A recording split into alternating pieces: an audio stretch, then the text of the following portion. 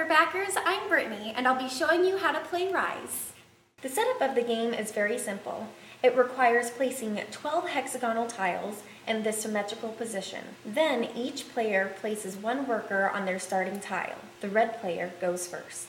Every turn, a player must take 2 actions from these following options. Place a land tile. With this action, a player may place a new land tile adjacent to any existing tile and increase the size of the board. Place a worker.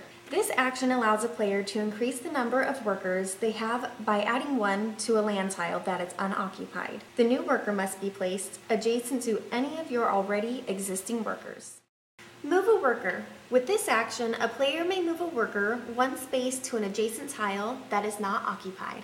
Jump a worker. This action allows a player to eliminate one of their opponent's workers. This is done by jumping an unprotected enemy worker. An unoccupied land tile must be directly behind the worker being jumped. The worker that was jumped is then removed from the board. Sacrifice to eliminate a worker. With this action, a player may choose to remove any 2 of their own workers from the board to be able to eliminate any of their opponent's workers. Sacrifice to place a worker freely. This action allows a player to remove any 2 of their own workers from the board to be able to place a new worker. The new worker may be placed on any unoccupied land tile. It does not have to be adjacent to any already existing worker.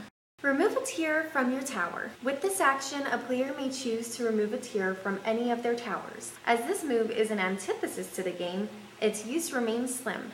However, it does serve useful when a player must abandon a tower in effort to reconstruct it somewhere else. Constructing towers.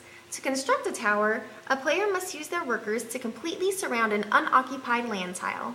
Completing this formation will instantly result in the start of a tower. The player then places a base tower block on the center tile. This formation must remain for 2 more turns in order to complete the full tower. The next block is placed immediately on the next turn if the player has maintained this formation. Placing tower blocks are a result of the player's worker placement and do not take up an action. So here's an example of how the last few turns in a game of Rise might look like.